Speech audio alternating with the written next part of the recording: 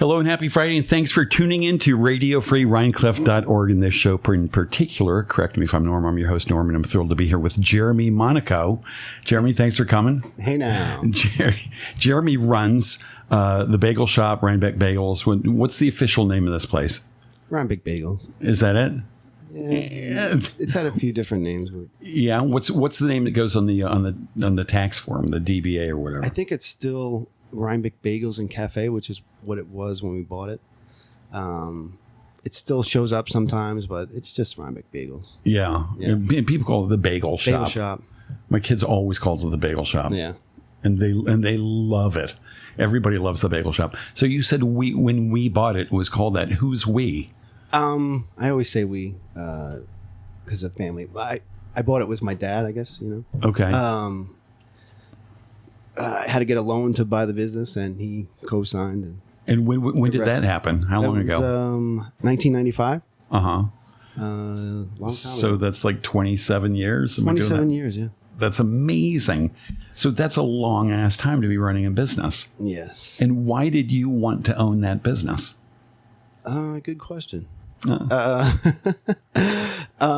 It was brought to me by another business person from in Rhinebeck who owned Manja Pizza years ago. His name's Tony Rocco. The Tony business Rocco, good name for a pizza place. Huh? But the bagel shop was down the street, and it came up for sale. And he approached me to go in with him. And he is a nice guy and everything, but that wasn't. I wanted to do it myself. And in order to get my father on board, I had to do it by myself. So right. So was there bad blood with Tony Rocco? Not at all. He gave me his blessing, and the rest is history. Well, he gave you a blessing. You kissed his ring. He said, "Go with my blessing, boy." And was it in that location? Yeah, same location. It was only just half the size. It was there was 3 different business stores, like business fronts, I guess. And I was the middle one. And then after about 10 years, we expanded to the other side and the existing. And so when you were just the middle one, I'm guessing it was almost all takeout. Yeah, we did have tables, but it was more the menu was a lot smaller. It was more just a bagel shop. It was just like we did sandwiches and stuff, but it was very, very small menu and very like old school bagel shop, like right. Where now we're more like restaurant, it's more of sandwiches and things like that. Yeah. So why did Tony approach you to do this business with him? I was working at a bagel shop. I had worked at 2 different bagel shops at a high school, and I was working at a bagel shop at the time, and living here in Rhinebeck area. Yep. And where were the bagel shops you had worked at? I worked at the Red Hook Bagel Shop where it was old location where the building burnt down. But it was for the previous owner, the woman Stacy that owns it now. I worked for. I never worked for her. We ended up buying our bagel shops around the same time. But I worked for the previous owner of the Red Hook Bagel Shop, and I worked for the Bagel Nosh in Hyde Park, which was near the laundromat and stuff. I don't believe there's a bagel shop there anymore, but right. That's where I was working at the time when I was approached.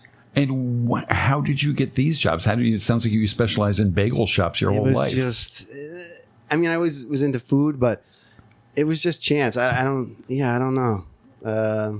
It was a job that I just got. I don't know. I just knew the guys that owned the couple bagel shops, and I just got in with them, and then that was it. And did you have other jobs prior to becoming a bagel shop specialist? Well, we spoke earlier. My first job was with Mark Vandekar at M&M Automotive. Yeah, I swept floors and took garbage out, and the best part of that job was going on the tow truck rides with Mark. Oh yeah, because he loved to talk and tell stories, and it got us out of the shop and stuff. So, but that was my first job. I did that all the way through my senior year, and then from there I went into the bagels. Yeah, that was it. Those are like my only 2.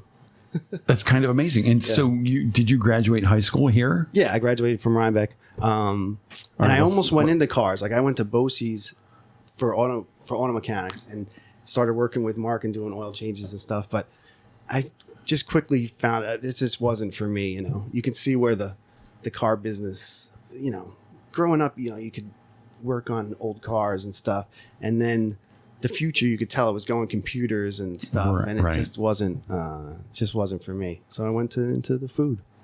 Wow. So were you born in Rhinebeck? No, I was born in Brooklyn, New York, in 1975, and then my parents moved here in 1985. Okay. Yeah. So you moved here in like 5th grade or something like that? Yes, like right before 5th grade, I think. Right. Yeah. So that's a hell of a culture shock. Yeah. Even for somebody that young. Yes. And it was a different place here. Yeah. Not too, you know, a little different, not too bad. But yeah, my father commuted. He worked in Manhattan and then drove, moved us up here and then drove to Poughkeepsie every day and took the train to Manhattan. Egads. And what did he do? He worked for AT&T. Uh-huh. Yeah, until he retired. And mom? She was... she had jobs over the years, but she really was just, you know, a mom. Raising the boys, house, raising the kids. You know, I have a twin brother and a younger brother, so she had her hands full. Yeah. But she definitely had jobs over the years and stuff. A twin brother and a younger brother. I think I've seen your twin brother around. You probably think he's my twin. That's the younger brother. Yeah. He looks like me. My twin brother looks nothing like me. Oh, that's funny. Yeah. So fraternal twin brother. Yes. And so the younger brother is around, I guess. I see him from time to time. They're both local. Okay. Both local. Yeah. And he owns his own like landscaping business, the younger one. Uh-huh. And then my twin brother is a contractor with Dwyer Contracting. Uh-huh. Yeah. That's nice. And are the folks still around? Oh yeah. They live in Rhinebeck. My dad still is involved with the business. He's still there, he handles all the books and stuff. With your business? It's my business. Oh yeah. That's amazing. So you've probably seen my dad into shop. You know, okay. So he's, you know, old Italian guy. That's good. So I lost my. You said you were always into food. Oh yeah, that's my mom. Man. How did that? And my parents. You know, they always. Well, growing up in the city, they always brought us out to eat. We went into Chinatown and would eat. You know, at any restaurant that, you know, like we weren't picky kids, and we would go to these restaurants and the owners would be amazed at what we would eat. They would send out food and stuff like that. Oh, because you're not eating the tourist stuff. Yeah, well, we're just these little kids, and we're eating all this crazy Asian stuff, you know, like right. But I don't know. I just, you know, growing up, I just remember food being a major part of, you know, our lives. So right, yeah. And I guess probably had a good association with food. Yeah. So did you ever sort of go to school for cooking, or you just self-taught? I never did. I wanted to go to the culinary, and I looked into it. I went to like an orientation thing and was on the fence. You know, it was a big commitment. I just was never a good student. And when it came down to commit to it, I just wasn't feeling it. And that was about the same time I did the bagel shop. And I think it was a good. So it was, almost like, all right, am I going to go to school or am I going to just do it? Yeah. And so when you started, did you have other cooks in the kitchen with you? Kind of. It was very small. Like when we first opened. So my younger brother Nick would help out. He was working weekends because he was still in school. And then I just had a couple friends, but back then I could really run it with me and one other person. Like I just needed somebody to help the customers and then somebody to make the food. So it was to make the food. So that wasn't always you. Like it, you know, it depends. I'd have a guy on the grill, or I'd be on the grill and I'd have somebody at the register, or vice versa. You know, right.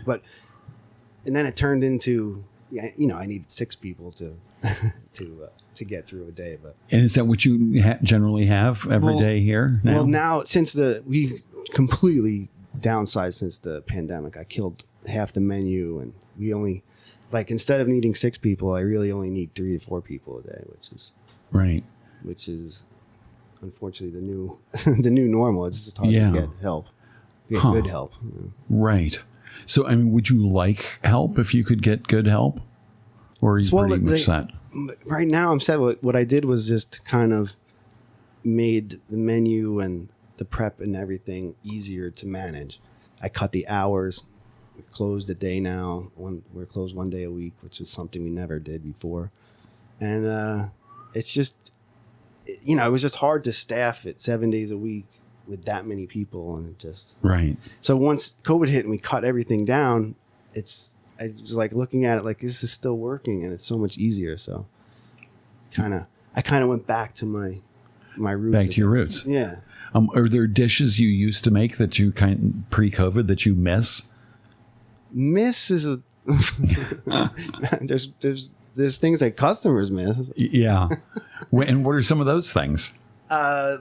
Salads, like a bunch of stuff. I don't know. I don't do burgers anymore. I used to do a bunch of crazy burgers, and then we also did salads, like healthy salads and stuff. We made our own dressings and stuff. But yeah, we stopped doing it, and it's so much less prep and work, and my food cost is down, and everything's good. But I have a lot of disappointed people that want all that stuff. You know? Had really good burgers. Yeah, I loved your burger. That's why people are like, your burgers were good. I was like, that's not why. Yeah. You know, the food, the cost of beef and stuff right now is crazy. Like the prices of stuff. So. And the tater tots were always we still have tots. So good. We still have tots. Yeah. And what else? The kids love the beer battered fries. I have those. Yeah. We have those. We kept a lot of the favorites. It was like just things like, because now we do online ordering. And I get, printout of what sells and what doesn't, and like burgers were never it was never a top seller. So right. It was just one of the things that didn't make it, and makes things a lot easier. And so quicker. the online ordering, does that go mostly through the app? Yeah. You don't need the app to do it. The app makes it easier it'll remember your information and stuff, but you can go right to the website and order. But it changed the game for us I don't even need to open the door. I could survive just on the online ordering. What percentage of your business is the online ordering? I don't know the exact number, but it's up there. It's got to be 85, 90%. Wow. And people spend more money on there. You get on there and you're hitting buttons and you're just clicking away. You go up to the counter and you feel guilty ordering stuff, Uh-huh. But at home, you're like, oh, yeah, this and that. That's hilarious. I better get extra bacon. Yeah. Oh, yeah, I want a hash brown on there. Yeah. Click. Oh, yeah, the hash browns are great, too. Yeah. So what, according to the app, the online stuff, what's the most popular thing at the bagel shop? Bacon, egg, and cheese. Yeah. And then, like, the GWB busted bee breakfast sandwiches.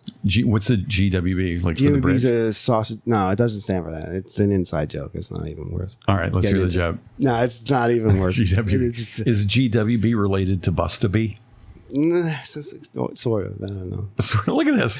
Come on, you got all these things on the menu. I want to know. What do they mean? The Busta is an old nickname of mine, like from high school. So it's like name that. Busta B and the Bobo. That one was a customer came in and asked me if I had a Bobo. And I was like, what is that? And he looked at me like I should have known. So he told me what it was and I put it on the menu. A Bobo and a Snyder. Yeah, that was something we made up. Named it after the pretzel company. Oh, really? That's hilarious. It's on a pretzel roll, yeah. All right. And last but not least, there's an item called a sinker. Yeah. And it does that to you. It's a good hangover sandwich. It's just like a very loaded, obnoxious breakfast sandwich. Very sloppy, but on a good Sunday morning, that'll. And what's your order when you go there when you need something to eat? Me? Yeah. What do you like? What do you like to get? But the busted bee is my sandwich. I don't know. I feel like I can't be the first person to do that, but it's a bacon, egg, and cheese and a BLT put together. I worked at the Red Hook Bagel Shop. Wait a minute. Bacon, egg, and cheese and a BLT that sounds amazing. So it came out. I worked at the Red Hook Bagel Shop, and the guy that owned the carpet place next door would come in every day, and he either got a BLT with mayonnaise or a bacon, egg, and cheese with salt, pepper, ketchup. Every day he said it. One day he said, surprise me. So I just put it together. And then he came in and said it was the best sandwich he ever made. And that's it. And that's the Busta B. Yeah. Love that. All right. Well, so who are your longest term employees? One of the things I like when I go in is everybody knows your name. I mean, they're calling your name out, but you go there. I was new in town once upon a time. Like the second or third time there, I think Dee's like, "Hey, Norm." Yeah. I'm like, "How does she know my name?" I try to remember everybody's. It's tough though. And she was the best. Dee was the best at it. Is she no longer there? Dee recently left. Yeah, but for good.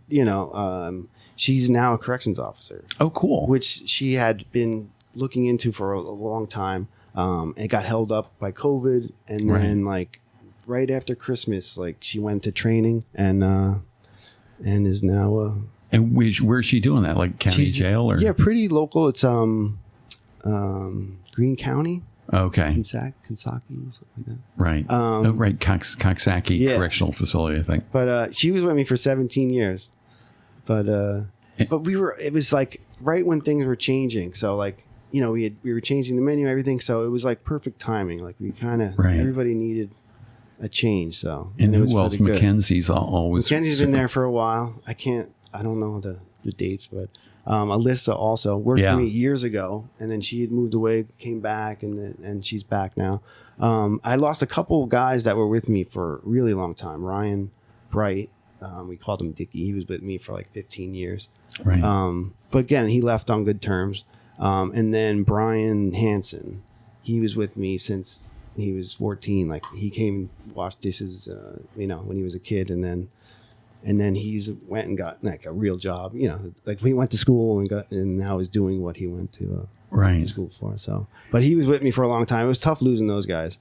But indeed. So they all left kind of at the same time. But but I still have my kitchen guy Luis, who's been with me for over 10 years, and so I have a good solid crew, and then we have a couple kids that have started and are working out. So it's good. I've always hired local kids, but it used to line up there's a few.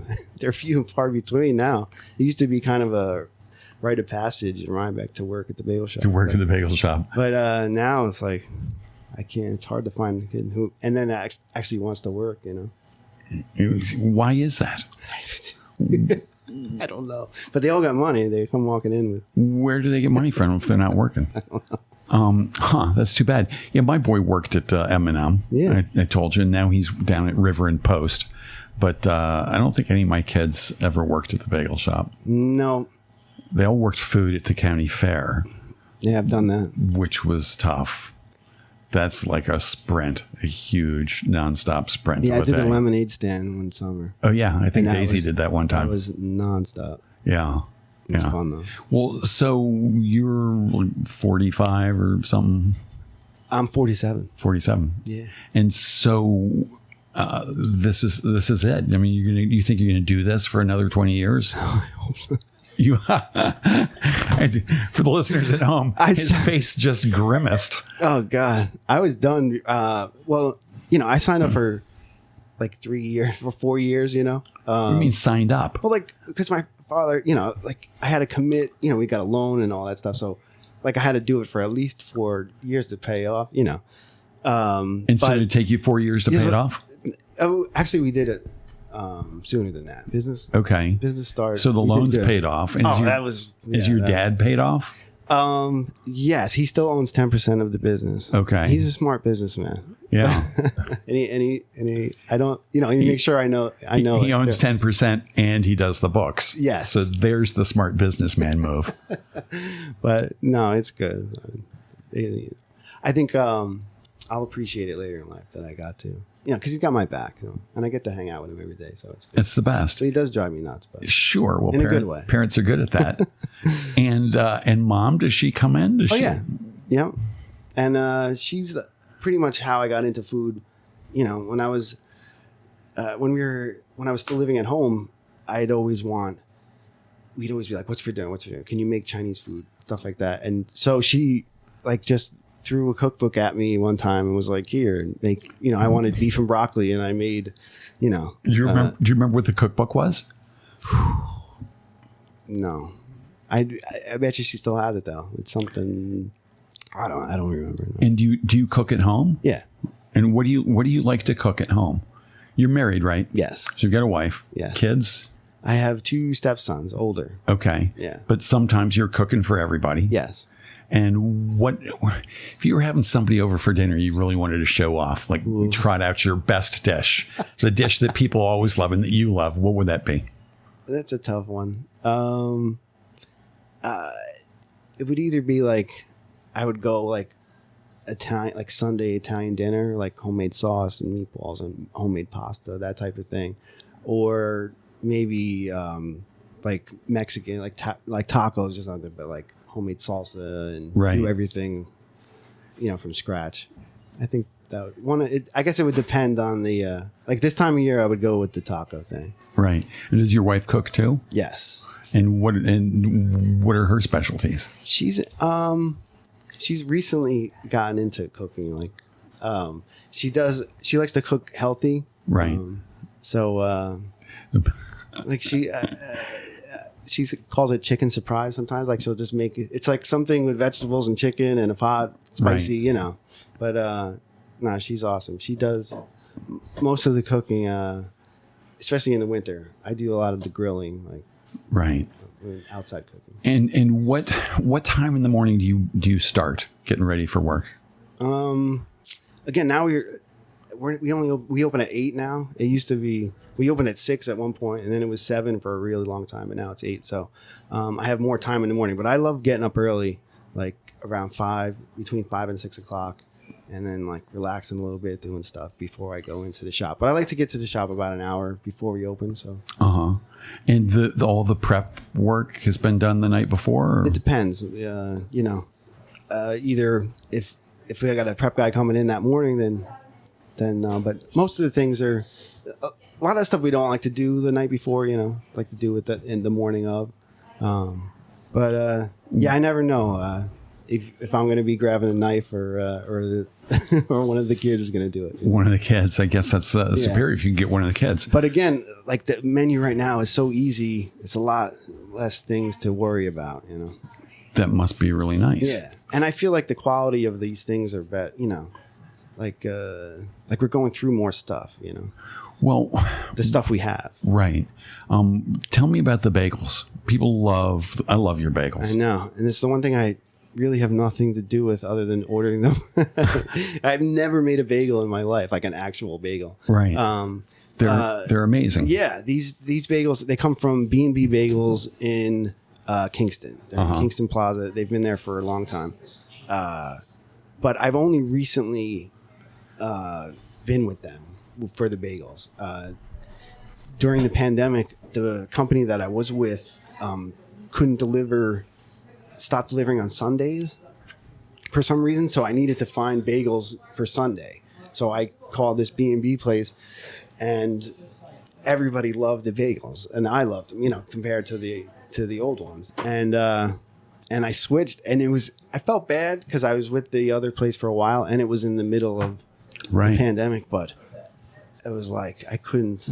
They gave me a better price and everything, so they're just a lot more consistent than the last ones. I had issues with consistency and stuff from the older company, but yeah, But yeah, they come in fresh every day. They have a key. They bring them in the morning. That's great. They have a key. Yeah. So you come in and the bagels are there. Yeah, they're sitting there. And how many bagels do you go through in a day? A lot. Yeah. But I think today was 26 dozen. 26 dozen. Yeah. Okay. And tomorrow I have like 32. I think 32 dozen coming. Right. So that's like sell out. So it's like 300 or so. Yeah. And it's mostly sandwiches. Like, if you need, like if you come in and want 2 dozen bagels, I probably won't sell it to you unless I have extra. Like, you need to give me notice for stuff like that. Because then people like regulars won't get their sandwiches. Yeah. So I never get a sandwich on a bagel. I get a sandwich on a roll. I sell 8 dozen rolls a day. But some people who do get a sandwich on a bagel, they want the sort of the meat of the bagel pulled out. Scooped out. Yeah, I was going to ask. Some people, they call it different things. One guy calls it inside out. He's like, inside out with butter. Inside out. And when you eat a bagel, which bagel do you like to get? I've been thinking the Asiago. That's a new one that we got from the new from the new company. It's like pizza crust, but I try to stay away from the bagels. You know? And you scoop it? I do scoop it. You scoop it, you toast it. I mean, it's not always. Put a river of butter inside. I would never go into a place and order that, but you would never go into a place and order that? I personally wouldn't. How come? I don't know. I just wouldn't do it. But yeah, people do it all the time. It used to be an option on the online, but then it was too annoying, so I took it off. There's some good. I kept missing it. Solid customer service. Yeah, everybody wanted it, but it's annoying.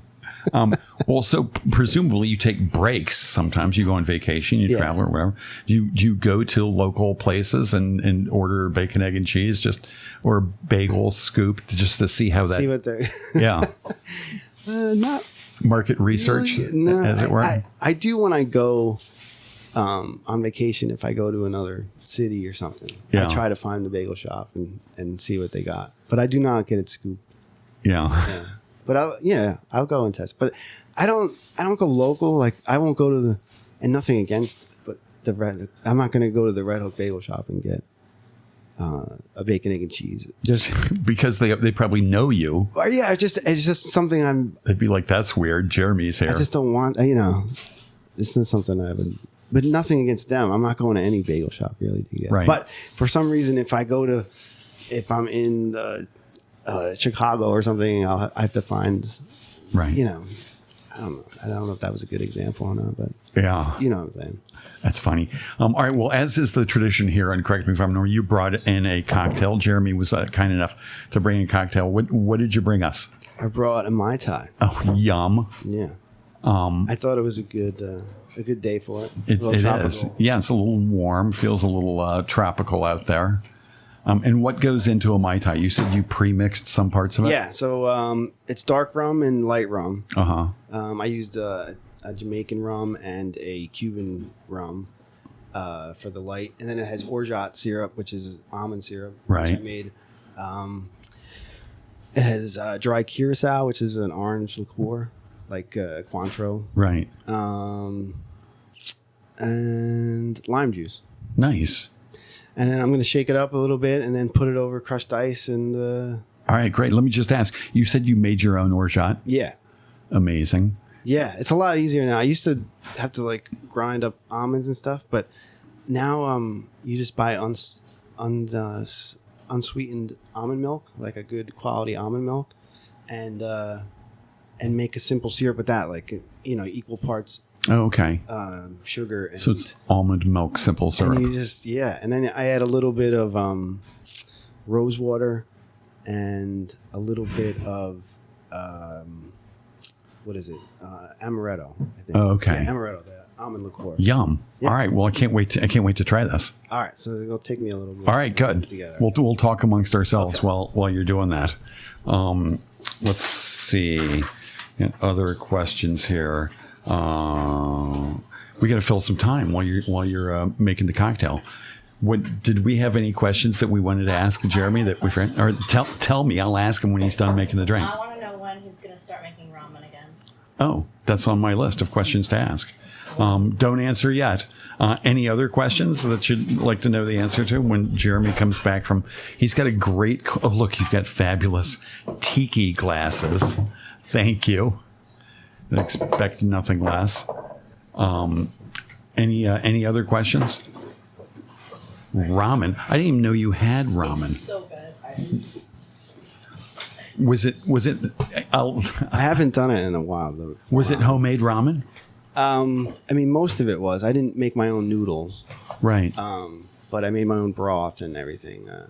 It's something that needs to be. I feel like it needs to be eaten in the shop, like in a big bowl, like we would do it in a big bowl. Right. So that's why I didn't do it, because we were just doing only takeout this past winter. So we'll see. I'll never say never. All right, so we got chunks of ice going into the cocktail shaking glass here, and what's in here? What's in the cooler? This is the booze. This is the booze. So these are the two. Yeah, this is pretty. So it's basically the whole thing. Yeah. What is not in there that's getting mixed in later? Oh, Top it off with some rum. I can smell it from here. That smells spectacular. And it's a Mai Tai. Oh, good. Shaking the cocktail. Happy Friday. 5:30 official cocktail hour at the Nook at the Epicurean. Thank you, Jeremy. That's a whip shake, they call it. A whip shape? Whip shake. Oh, It's just a like whip one shake. cube. Huh. I never heard that. So are there different kinds of shakes for different kinds of I'm cocktails? the wrong guy. Yeah. That was one thing. And what's in the bag? He's got a canvas bag. This is a crushed ice. Crushed ice. Okay. Is this going in the glasses? Oh, yeah. Don't worry about that. We'll clean all that up later. Crushed ice going in the tiki glasses. I can hardly wait. And this would probably go great with the ramen. How many times has he won the Taste of Rhinebeck? Okay. We've got another question for when you come back to us. Oh, tiki glasses. So gorgeous, filled all the way up. Since he makes his own turkey, could he make a Thanksgiving sandwich? Here's a question from Matt. Since you make your own turkey, do you make a Thanksgiving sandwich around Thanksgiving time? Well, there's a sandwich on our menu called the Pilgrim. It's not homemade it's just sliced turkey with cranberry and lettuce, tomato, and stuff. But I do Stuffing. do a leftover Thanksgiving sandwich every year around with real turkey, cranberry stuffing, gravy. I also make a soup, like a leftover soup, like with the same ingredients. In November, we can do that. Yes. Come on, November. Okay. Okay, now what is this? This looks, this is the topper of rum. And there's an eyedropper. What's in here? Bitters. And there's some herbs. Some mint. It's amazing.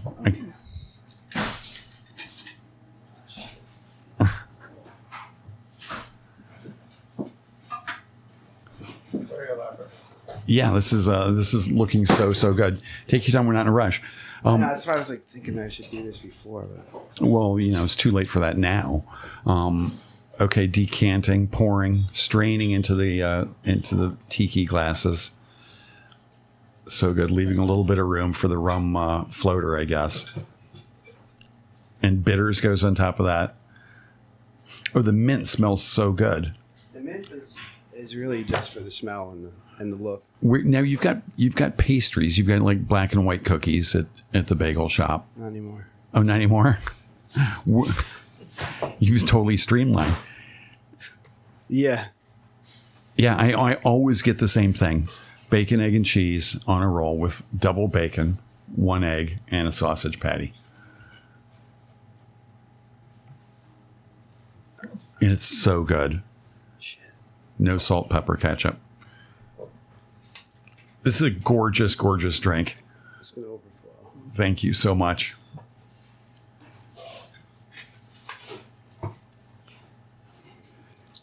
And the bitters goes right on top. Oh, on the mint. What kind of bitters is that? Just Angostura. Just what? Angostura. Angostura bitters. Beautiful thing. Wow. Thank you, Jeremy. Cheers. Thanks for coming. Happy Friday. Yeah, me too. Oh, yum. A Mai Tai. That's so good. And in these beautiful tiki glasses. Are you making another batch? All right, let me ask you. Go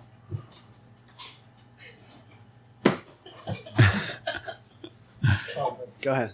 I wanted to ask about the drone pictures. Okay. When did you start doing drone photography? It's so gorgeous. I see it all over Facebook. Yeah. And on all these sort of like Rhinebeck groups, these gorgeous shots. How did that come about? So I actually haven't flown a drone. I haven't flown a drone in almost a year. Okay. So the pictures that if I've posted anything recently, it's older stuff. Okay. I thought I saw a picture of Rockin' the River. Oh, not from me. Right. And are there other drone photographers? I guess there are, who are doing all that stuff. I mean, you do it for a lot of local Rhinebeck. But yeah, so that's the problem. There's a lot of new regulations and stuff with drone photography. And I'm only registered as a hobbyist, so I'm not. Where do you register? You register with the FAA. It's serious. It's nothing to mess around with. And it's part of the reason that I don't fly anymore. It's tough to find a place safe enough to fly. And now with the software, with the drones at least the drone that I have, which is a DJI, which is the most popular one. If you're near an airport and stuff, and for good reason, it won't let you take off.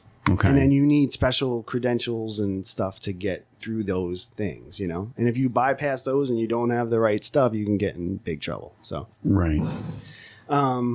So yeah, but it came out of, it was just always a camera for me. I never really liked the actual drone part. Right. It's hard to, you know, it's a lot. It's like video game, and there's a lot of stuff could go wrong.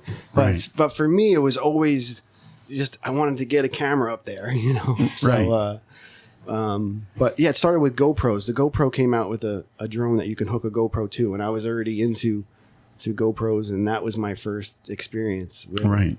But at first, you know, the first few years I was into it, the rules and stuff were very kind of up in the air. Nobody really knew, but then they came out with rules, and so I have to really be careful with what I do. But I feel like the pictures that I took in the past and that are already out there, that I feel like they could be shared. Like I let the town use them. Like Enjoy Rhinebeck uses my pictures and stuff. Right. And I've never made any money doing it, you know, because there's a couple local guys that are professionals, and like if you need professional drone work, those are the guys that call. Like people ask me to do stuff all the time, and I can't legally do it.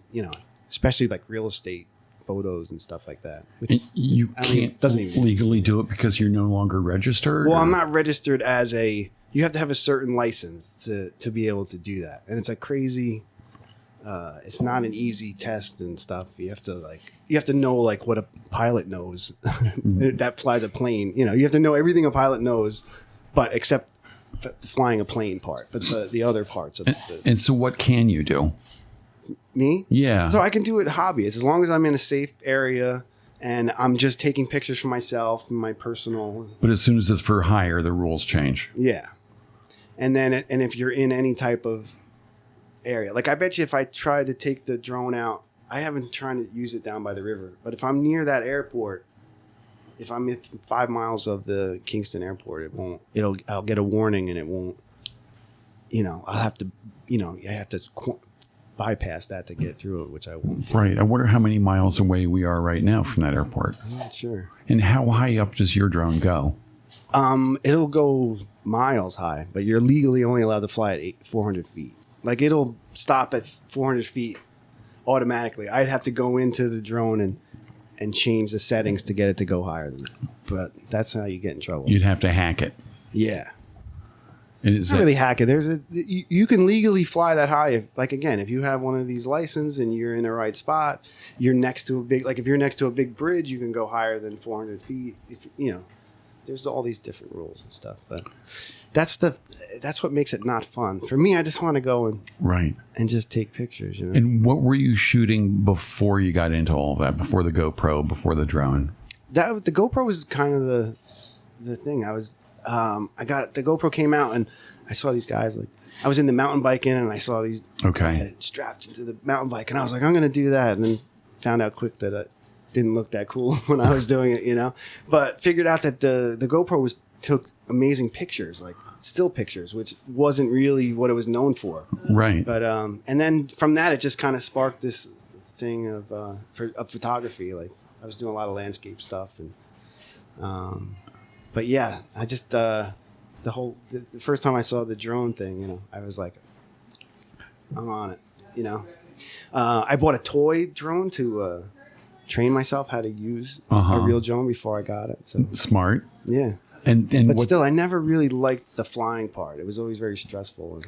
And it's hard to explain. Like I would get, it just made me very anxious. Did you play video games when you were younger? Yeah, but I was never good at it. And it was never the part of flying it that would make me anxious. Like it was just like if something went wrong or something. I don't know. It was weird anxiety I would get flying it. Right. Like I would go up, get the shot, boom, bring it back. And bring it right back down. Yeah. And did you ever have accidents with it? Never. Yeah. No, yeah, knock on wood. Yeah, that was the one thing, like, because that's the fear is that the thing is going to fly off and smash into somebody's window or something. But I've never had anything close to that. But I also haven't put it in any risky spots like that, you know. Right. I try to follow. And you said you started taking the GoPro mountain biking. Do you still do that? Yeah. That's what the, again, it doesn't look as cool when I'm doing it, but I still have GoPros. It's funny, like my iPhone now, the iPhone kind of took over and takes better pictures. Like for a while, the GoPro was like the best camera I had, and then all of a sudden the iPhone was. But I'm not going to strap my iPhone to a mountain bike, you know, and get it muddy. Where the GoPro can get wet, and you know. And where's the good mountain biking around here? Ferncliff Forest, right down the road. Ferncliff. Yeah. But then you're sharing the path with hikers. Yeah. You got to be careful, but I don't know. I haven't run into that many people, especially on some of the real mountain bike trails. There's a main big trail that goes up to the tower, which is the main attraction at Ferncliff. But then there's a lot of single track, small trails that are off. Right. And you bump into other mountain bikers there? Sometimes, yeah. And do they, I mean, once in a while I see on Instagram like mountain biking like competitions. I mean, these people going really fast down the sides of mountains and stuff. Yeah. There's nothing crazy like that. Right. Like downhill stuff. Yeah. This is just kind of little. Yeah. There's little local stuff, yeah. But it's not for, you know, some of this stuff, it's not for beginners, you know. Right. Right. All right. I got more questions. Who shoots your promos? I see these pictures of food. They're gorgeous. I do all the Instagram stuff. The video you do? stuff, yeah. And so much fun stuff. Like there was something with alphabet soup on. Oh, that picture of yeah. Again, that was part during like the photography phase. And you still shoot all your food? Yeah. But mostly with my iPhone. I still have a full frame camera with a big lens. And I used to take all the pictures of food with this camera, and I'd had, you know, when I shoot raw and develop the picture, you know, it's just like, and now with the iPhone, I get a better picture just with one click on the iPhone. It's pretty sad. Amazing. It's amazing, but at the same time, it's like, ugh, I feel guilty sometimes. You cheating on your SLR. Yeah, I like look at it as just collecting dust in the corner, but anytime you bring that camera out, if you bring a big camera out, people get weird. They're kind of like, you know. Right. If you want to take pictures of, if you're just walking around with it, it's easier just to bring your camera phone. Right. And do you take pictures of people? No, I'm just saying even like if you're at a party or something, the minute you bring out this big camera, it's just people act different. I don't know. You get all stiff. Don't act natural. You know? Right. iPhone's so nice that way. All right. What's the busiest day of the year? At the bagel shop. Yeah. Wow. The busiest day. It used to be Santa Claus. But then that changed. The day before, you know, it's like the days you'd think, like the day before Thanksgiving's always a big one. Christmas Eve. But we like broke our record a couple weeks ago, a random July. It was like the first week in July. Or was it the last week in June? Like, broke our all-time record of online orders, and it was just crazy. And again, this is with a smaller menu and everything, and we're still, you know, the business is doing good. Why do you think that is? I don't know. All right, I've got people written in questions. Chrissy Z writes in, "Why are bagels always round?" Yeah, I know. Good question. Good question? Yeah, it's a question. Chrissy Z, who's hopefully listening. I don't know. Yeah. There's not square bagels? I wouldn't think so. I mean, it seems to me like they would just sort of naturally take that It's the shape. same as donuts, I guess. I don't know. Wouldn't mind seeing a square bagel. Maybe you can ask who the B&B. Like a ciabatta bagel? A square. Everybody's I'll answer this question after the show. everybody's shaking their head. Yeah. I used to sell round hot dogs for bagels. Boar's Head used to have hot dogs. like a hot dog patty. No. It was a hot dog, and it was tied together at the end. So it was like a ring. Donut. Yeah, like a donut, and it was meant for a bagel. Yeah. There wasn't a big It sell. was meant for bagels. That's why the sell. scooping began. was Yeah, to fit scooped out, yeah. the circular, the ring-shaped hot dog in there. The scooped is good for like a messy sandwich. Yeah, It's good for what? for a messy sandwich. Uh huh. Scooped out, yeah, it kind of keeps everything. I'm gonna try. I'm gonna try the scooped. All right. Oh, you know what? This question's already been answered. Okay. Your hours. When is it going to end? You're 8 to 2 now, Yeah, it's awesome. and it used to be like 6 to. When I first opened, it 3, was 6 to 4, Right. and then we changed it to 7 to 3, and that was pretty much that for up until the pandemic. And then we just cut the hours because we were slow, and I was cutting hours for the pandemic. And then once things picked up, the numbers were there. I was like, I don't know. It just I'm just keeping it that way. So now my main guys are all working 6 days a week, but only 6 hours a day. Okay. So instead of the 8 hours a day for 5 days a week, Right. and they love it. I'll bet. It's not too shabby. And I And they're guess, out by 2:00. It's like you have your whole day left. right. Or maybe do another job or whatever. Yeah. Did you ever think about doing a food truck?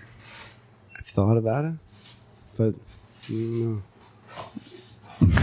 I love the idea of selling one thing.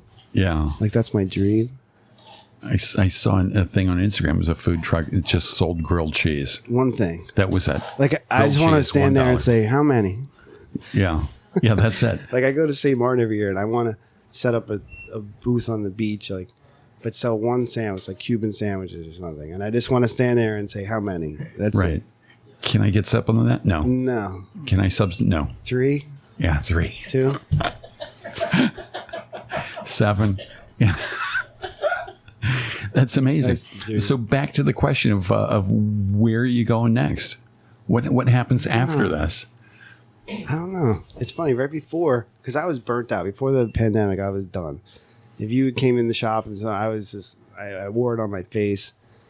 And it just, but the pandemic, once we figured, it was scary at first, but once we figured it out, and it made me look at things a lot differently, and made me think like mental health wise too, like Right. being happy. And, it just changed. It was like one of the best things that ever happened to me. And really. you're much happier now. Yeah. Oh, yeah. But I think a lot of people did that sort of during the pandemic. They're like, I'm going to work in my own terms. I'm not just going to like work like mad for things I don't necessarily care Right. about. I'm going to work in my own terms for stuff I'm interested in. Yeah, we were open. Like I could be open 7 days a week. We can be open at night, and I could make more money. But if I'm not happy, then it's not worth it. Right. So. And so your dad, who owns 10%, I'm guessing he's supportive of that sort of mental health decision. Yeah. Once he sees it worked, yeah. Once he sees what? He's always he's very resistant to change, but once he sees things working out, it's good, Right. And he must see you being happier, Yeah, definitely. which every parent wants to see their kids. But he is that, that thing on my shoulder. Anytime there's a decision, he's like, he'll give me the reason of why we shouldn't do it or something, but in a good way, Right. But yeah, because I wasn't sure how it was going to work when I cut the menu and we took the tables out. I don't know if you've been in, like we do takeout. You walk in, you grab your bag. People. I don't talk to some people sometimes because they're ordering on the computer and then Right. they just come in and grab their bag and I don't even You don't see see them. I them. see their name, but then I'm like, oh, they're already gone. Right. So that part's weird, but there's some people I don't mind. They can come in, they can go. Yeah, But I lost my thought there. I lost where I was going. That's all right. Well, I think you were saying that sometimes you miss sort of like the personal element that was there before. There used to, if you're the old guys, we call them. There's a group of local guys, mostly veterans, and they would meet every morning and sit at the big table and talk to everybody, and it was just like it was a good vibe in there. People tourists would come in and you could just feel it, like like, wow, this place, it had just like a special feel to it. So that part I miss, and unfortunately some of those guys aren't around anymore, but again, it's like there's a lot of people I don't miss. Right. Well, luckily we only have a dozen listeners, so chances are they know who they are. Yeah. Oh, good. Wow. All right. Well, I wanted to ask this. I looked at your menu. There's a northern omelet. Uh-huh. There's a southern omelet. Yeah, those are like original. Those were on the menu when you got the place? Yeah. That's hilarious. Yep. How many other things are on the menu that were there the entire time? The things that I didn't invent, like the gobbler was always on the menu. Things that I didn't come up with. But what's another one? There's a sandwich called the RBS. Uh-huh. That sandwich, but it had a different name. I forget what it was. It's like a roast beef sandwich. And that just means Rhinebeck bagels. Roast beef Swiss? Or... Yeah. But a lot of the cream cheeses and stuff, a lot of that stuff is the same. It's just the prices are different. I saw a picture it's like an old picture of me and my brother, and the menu was behind us. And the bacon, egg, and cheese was $1.99. Right. It's $6. Right. It's the same sandwich. Well, the price for everything's gone through the roof, right? And who supplies most of your ingredients? We use two major distributors, Gordon's and Ginsberg. Uh-huh. Up towards Hudson, past Ginsberg's. And it's small, a couple of, we'll go to Sam's Club, things like that. But I would say Ginsberg is probably our biggest distributor. And apart from the bagels, you exclude bacon too. What's the ingredient you go through most of? Not bacon. Yeah. Is bacon just far and away the top ingredient? It's scary, the amount of bacon we go through. You don't even want to know. I really do. Now I do. It's like we go through 2 30-pound boxes a day. On a good day, a lot. Yeah. It's disturbing. A pile. A huge pile of bacon. But we sell just as many avocados, so... All right, so back to the question. Apart from bagels and bacon, what's the ingredient you go through most of? Eggs, I guess. Eggs, all right. It's a lot of eggs. Uh-huh. We have to cream cheese. Call the accountant. We sell a lot of lox. A lot of lox? Yeah, smoked salmon. Huh. A ton. Interesting. Okay, back to this question. There's the northern omelet, the southern omelet, the western omelet. No eastern omelet. Yeah, the Easter. I didn't see it on there. Yeah, man. Easter is a veggie omelet. Eastern is a veggie omelet? Yeah, it's just veggies. Like an egg white? No, it's just eggs and cheese with basic... Oh, man, that was my big gotcha question. You missed that one. For the whole interview. Yeah. And the Western, I guess that's like a Colorado, or what do they call that? It's a Denver omelet. A Denver omelet. Yeah. I think that's where they got those names from. And you make some yummy drinks there. Yeah. Watermelon lemonade we sell all day. That's just the best. Yeah. I've had 3 ingredients, just lemon juice, water, and watermelon juice. And how... we go through like a 6-pound watermelon every day. Nice. So you've been in Rhinebeck for years and years and years. How have you seen the town change in that amount of time from behind the counter at the bagel shop? The tourists is like there's a lot more tourists. I think there's a lot more money. Like there's a lot of money driving around town. Yeah. Look around. But people luckily it's not changed Ford. That much. There's still. There's no McDonald's or anything crazy like that. I think back to a kid. I mean, we used to go to the bagel shop, my bagel shop, when we were in high school. It was, it's still there. Right. Things are still the same, but just That must be like different people, you know. must be kind of nice to be part of that continuity of this place. Yeah. That was always there. Yeah. And are you friends with many of the guys you graduated high school with? Yeah. I still have a good group of people Who stuck around. The cool things is at the shop is I get to see people because people come home to visit their family or whatever, and they always come to the bagel shop, you know. Right. It's like a first stop. That's nice. Yeah. And the wife, is she in food business somewhere? Did you say what My she wife? does? Yeah. No, she works for Paramount, which was CBS Viacom.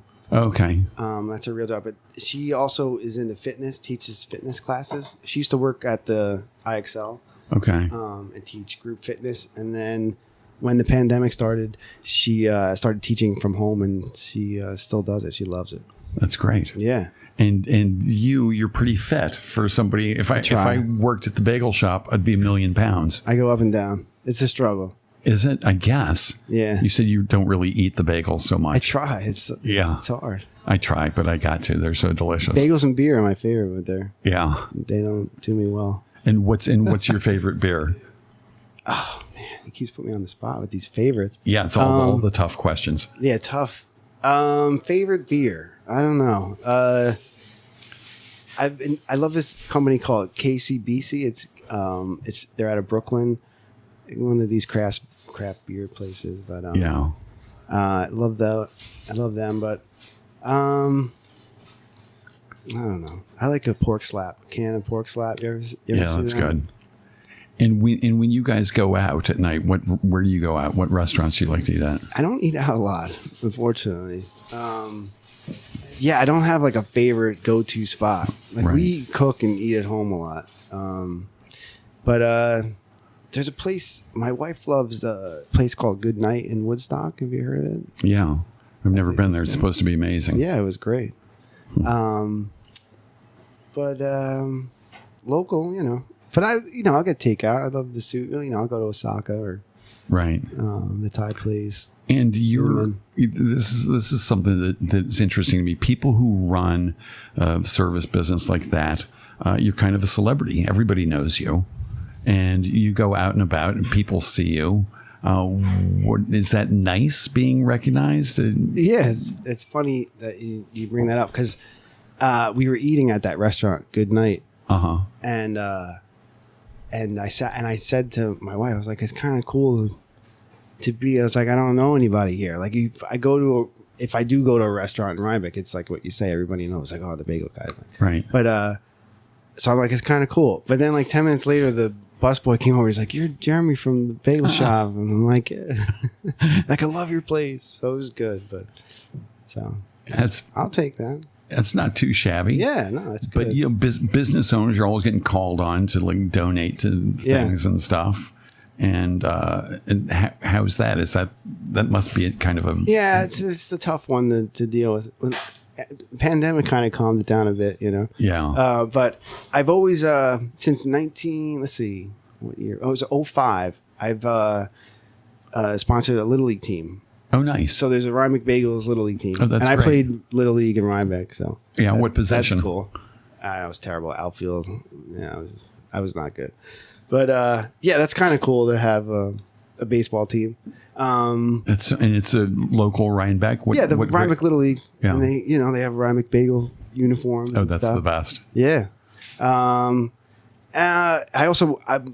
I'm involved with Ferncliff Forest. Oh, right. You're wearing the Ferncliff Forest t-shirt now. Yeah, I'm on the board of directors. I'm the president of the board of directors. Oh, wow. Yeah. That's I've been great. on the board for almost 15 years. Oh, well, thank you. Yeah. Thank you for your service. It's an amazing place. I love it. Yeah. It's like my yard, I call it. It's like my yard away from home, you know. I feel very all the time now. It's so which crowded. wasn't always the case. No. That place was look when I first got involved, and I got involved through mountain biking, like Right. just riding there.